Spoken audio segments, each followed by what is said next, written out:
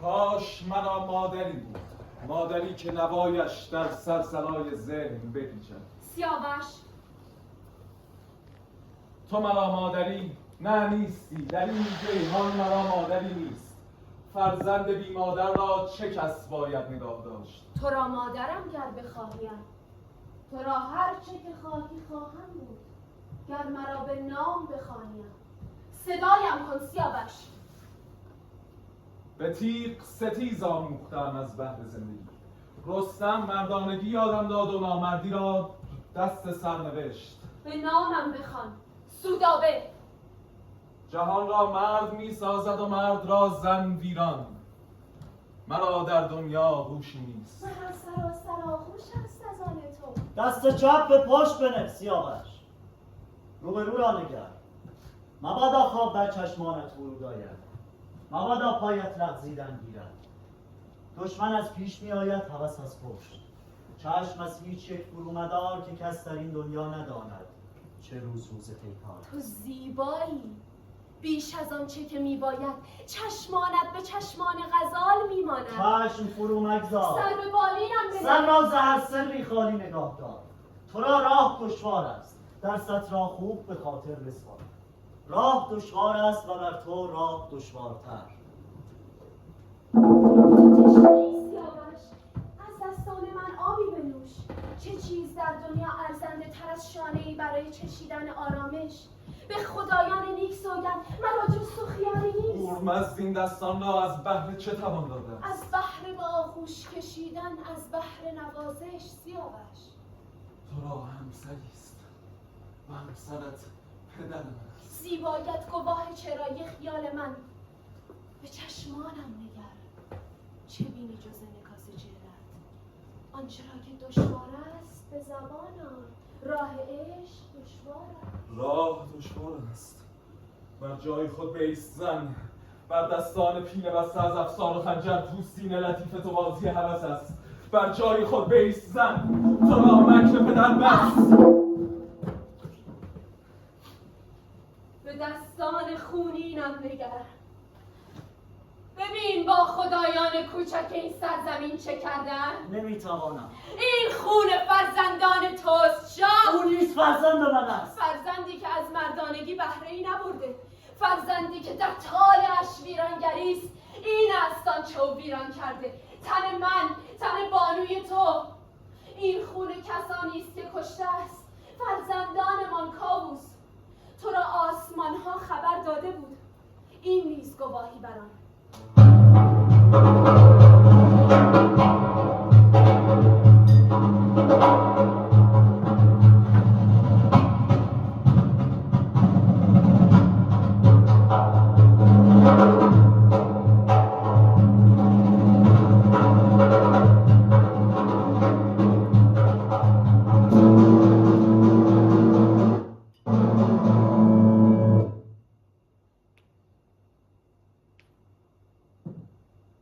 بنوش پسرم. سپاهیان اسباب رزم آراستند از بهر شادی پیروزی. بنوش به شادمانی اولین رزم. خبر به ایران زمین رسیده است. زمین دیگر پیک شاه به تو خواهد رسید. بیشک او قدردان کوشش توست. برق هوایش مطبوع است. نوای پرندگانش به گوش آشناست. خاکش بوی خانه می‌دهد. بوی فریدون است سیاوش. نوای قدم‌های اوست. صدای شیوهی اسبی خسته است. پیک پدر.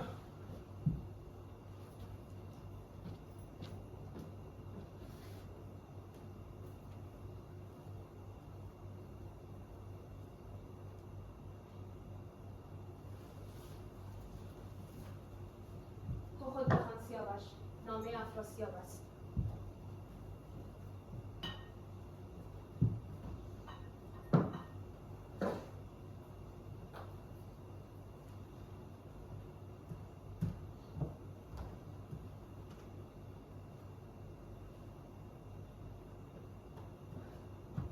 درود بر شاهزاده ایران زمین سیاوش پاکزاد. مرا مرا شاهزاده خواندند. خون و خونریزی بس است.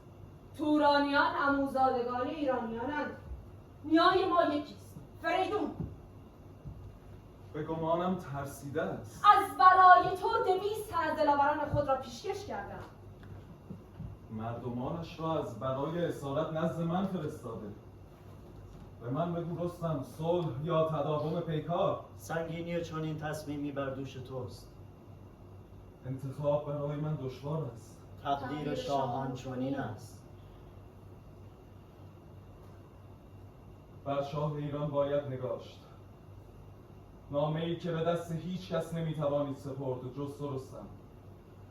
خبرم را به گوش پدر رسان. انتخاب من یکی شدن است. صلح.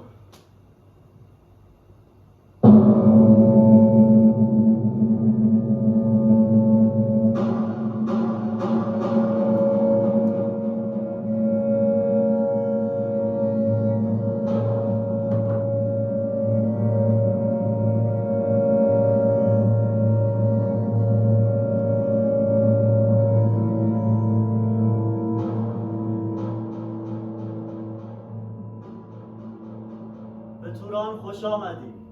سپاسگزارم شاه از اینکه مرا به خود خواندید و سرایتان را پذیرایم گرداندید. تو همچون فرزند من هستی. فرزندی که همواره در آرزویش بودم. و شما همچون پدری که همواره در حسرت مهرش سوختم. بیا شاهزاده، بیا با من کمی در این مرغزار قدم بگذار. چشمانداز چشم نوازی است. به راستی که توران همزاد ایران است.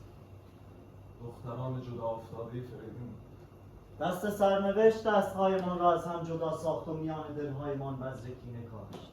دست سرنوشت مرا به اینجا رساند. این از اقبال تلخ تو نیست، از شیرینی بخت من است. نمیخواهم گمان ورزی توران پناهگاهی است برای تو. به چشم خانه تماشایش کن. خانه جایی است که پذیرایت باشد شاهزاده. شاهزاده بی خانه. در تو خون شاهی است. فره‌ای که از جمشید گریخت کنون بر شانه‌های استوار تو بنشسته است. خون بر خاک مقدم‌تر. رستم رسم دیگر ما. خاک بر خون مقدم‌تر. رسم درست را تاریخ گواه می‌دهد. اندیشیدن دیگر بس از سیاوش. بر تو نیکو که بیارامی و بنوشی. زندگی را بر خود آسان گیر. عمر آدمی به قدر چشم بر هم زدنی است، به قدر افتادن برگی خشک از دار. گیسوان سپیدم را ببین، پندم را به گوش دل شنو. کیهان همه بازی است چون چوگان، پیچیده دلفریب و زودگذر. همواره مرا ترس است راجی. تاوان دانایی ترس است. بیش از آنچه میبایست تلخی روزگار چشیده ای. اینک وقت آن است مرهمی برای زخمهایت بیابی. شانه‌ای برای آرمیدن.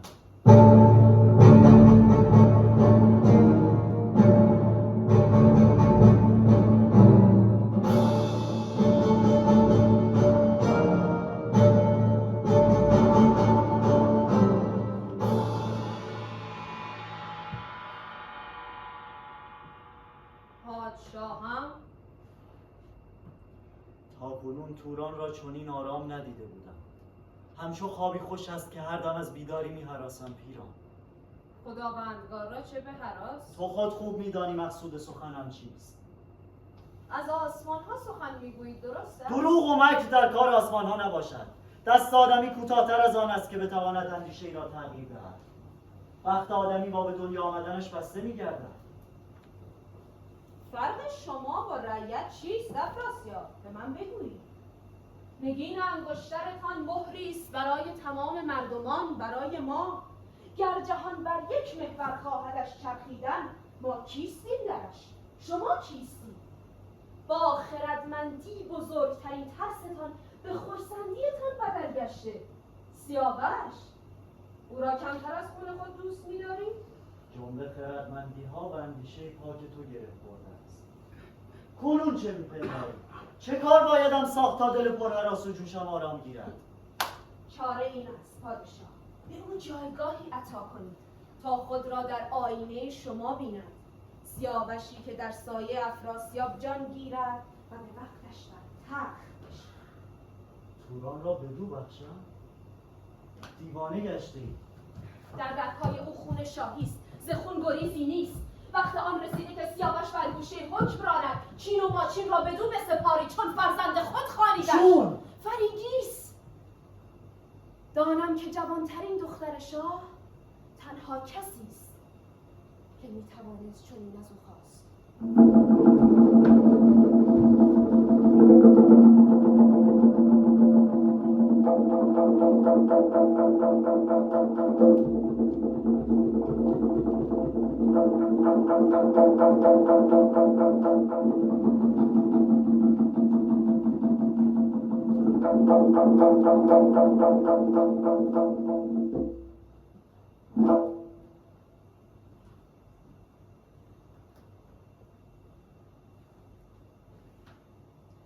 درود بر خداوندگار توران زمین. بنشین دخترم، خوش آمدی. تو را پدرت به دینجا فراخوانده است، نه شاه. خوش دارم دست تو را به دست مردی بسپارم که پیوند با او جمله مملکت را به پایکوبی وادارد. مردی که دختر من فرنگیس را لایق است. سیاوش شاهزاده ایران زمین. چنین است. دانم که تو زیبایی، دانایی. هر آنچه نیکویی در این دنیا سهم تو گشته است. این پیوند را شاه بر تو گماشت. باشد که این پیوند بر دلهایمان شادی و بر روانمان رامش هدیه گرداند. امر شاهنشاه است.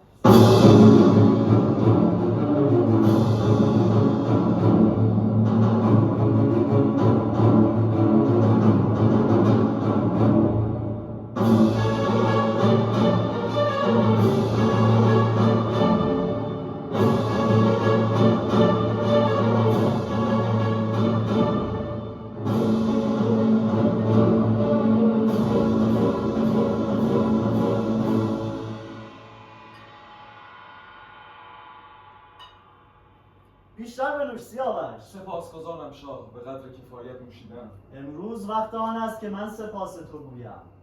نمیتوان چون این پنداش که شگفت زدم ساختی. ز دیدار اول دانستمی که ردای پادشاهی برازنده تن توست. سایه لطف شما چه می‌گفتاد؟ فروتنی پیشه میکنی پسرم. تو خود خوب میدانی که به دستان توانمند تو این شهر آباد گشته است. خرسندم. گویی تمام عمر به تاخت زیستم که بدین لحظه آرام گیرم. بر من نیز چنین است. امروز است که میتوانم خوب بینم، نوای ساز را به درستی شنوم و تلخی شراب را به شیرینی چشم.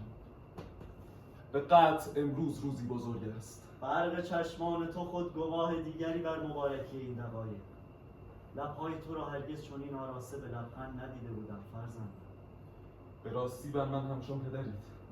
هرگز ندانستم چرا چون دل ز کینه‌های چندین ساله فرو شستید.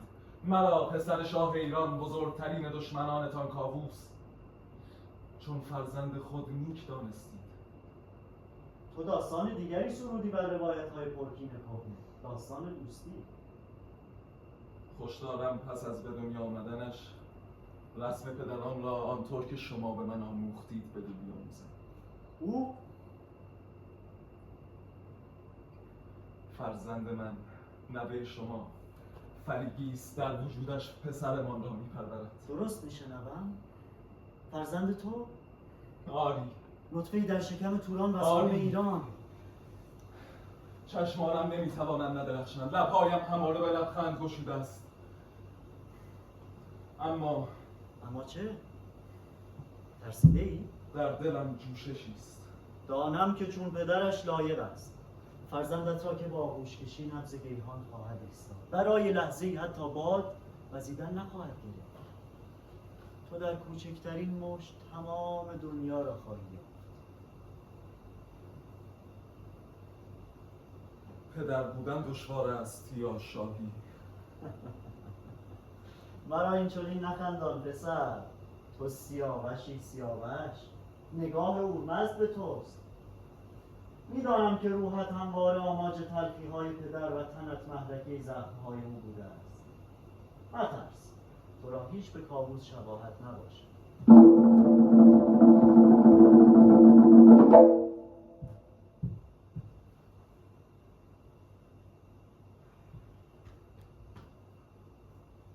درود بر خداوندگار توران زمین، افراسیاب شاه. خوش آمدی برادر. در این تاریخ چه نیکو که همه شما را در کنار خود دارم. برادرم، پسرم. خوش آمدید گرسیوس. پیران در پیتان بود. در این اندیشه بود نهال جوانی را به شما نشان دهد. نزد بانویتان در انتظار شماست.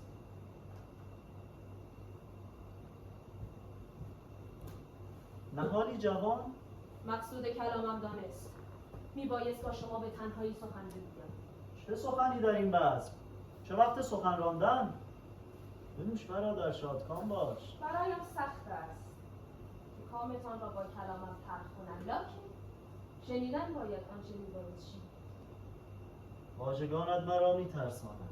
ترس احساسی در خور شاهان نباشد، لکن باید ترسید از کسی که از پشت خنجر فرو میکند. خیانت؟ چه کس تواند چون این گناهی بر من ارزانی دارد؟ سیاوش. روان او پاکتر از هر کسی است. قلب او را دودکین نخواهید سیاهیدن. فراموش کرده اید؟ او پسر کاووس است، شاه ایران. شاهزاده‌ای که از بدو تولد میبایست کشته میشد. مردی که هر جا رود مرگ آنجاست. آسمان ها گفتن از بخت او نخواهید کشتنمان به دست او. شاه نه، نه هرگز. او همچون پسر من است. دانید که چنین نیست. شاه را باید کمی اندیشیدن. سیاوش را چون خون خود دانستن یعنی رنگ بیرانی حکم مرگ.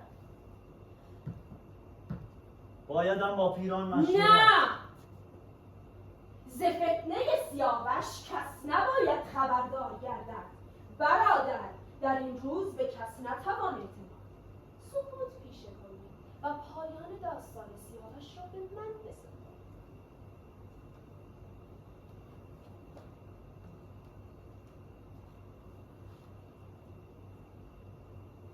کار او را به تو وامیگذارم.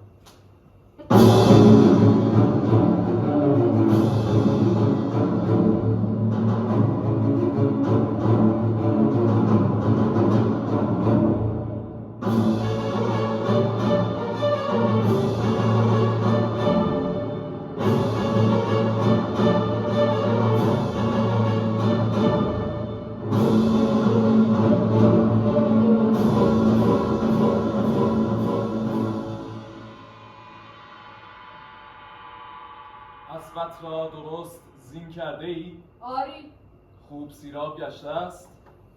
آماده بازی است. خودت چه آماده ای یا میخواهی باخت امروزت رو هم گردن این بی زبان بیاندازی؟ دانید که بازی امروز حکایت دیگری است. شاید بتوانی مرا فریب دهی، اما بهزاد را نخواهی توانست. آن کس که باید فریب خورده است. دندان من برای طعمه دیگری تیز گشته. از اولین دیدار خشم نگاهت دیدم، اما هرگز ندانستم این دشمنی از چه روست.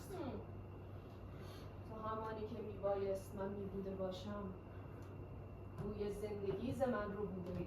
من همانم که سرنوشت خواسته. سرنوشت اینک مرگ تو را خواستار است. به دست من، به تیغ من. خوب میدانی که در گیهان مرا گناهی نیست.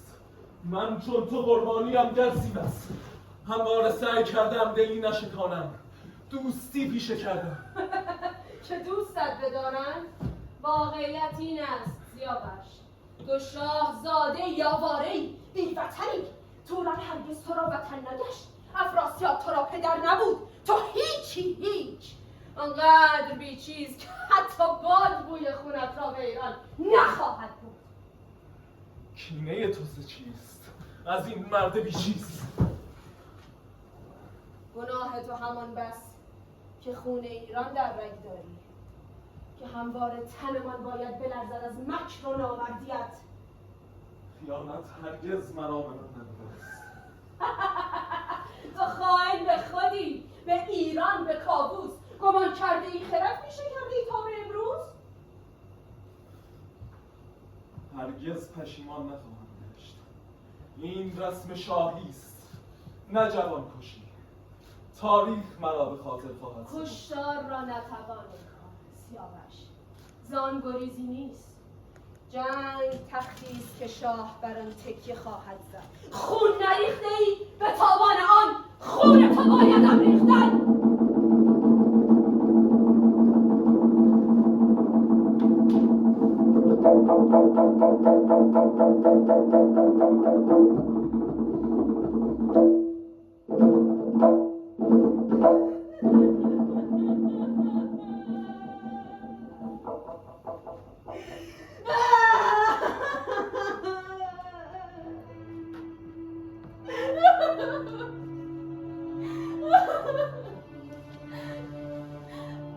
در خواب دیده بود، او میدانست پیران کجاست؟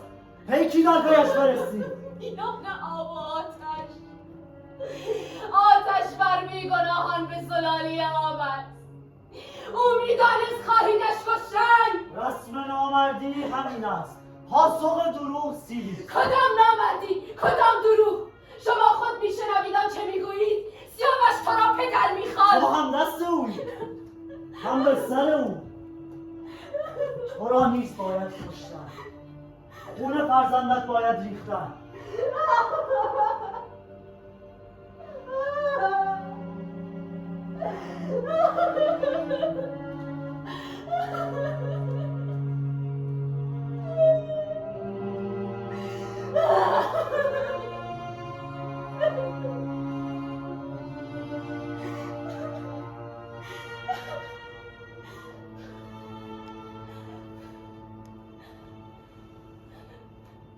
شوق چشمانش از خاطرم بیرون نمیرم.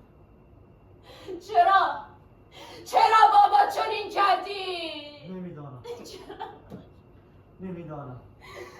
نمیدانم نپرس. میبایست او را کشتن. نمیدانید؟ هیچ کس نمیدانم. خون پاک او دامانتان را سرخ گردانده. بغض گلوی او اشک چشمان جاری خواهد ساخت.